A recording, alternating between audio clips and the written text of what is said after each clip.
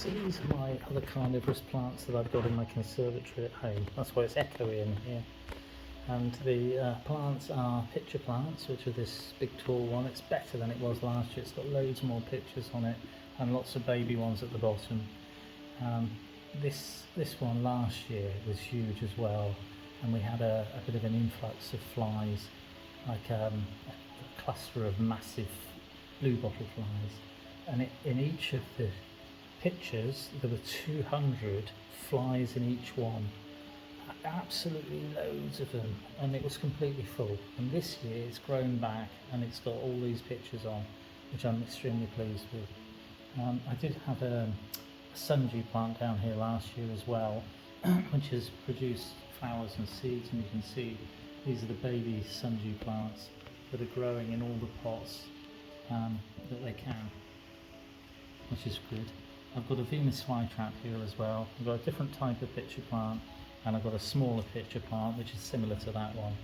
It's just a smaller one.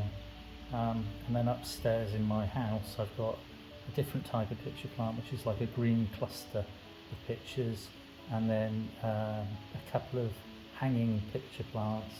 One really big one called monkey jars, and then there's another one that's a smaller one that also is a different variety, but I'll show you in a minute. And then there's also sundews and Venus flytraps. So these are my other pitcher plants. I've got this one which has got kind of a furry edge to it, but it's a hanging one. I've got that one in the window which is called monkey jars, and it's huge, and it's got 2 parts to the plant and a lot of pitchers hanging off it. And there's this other one here, which, like I say, it's a green cluster.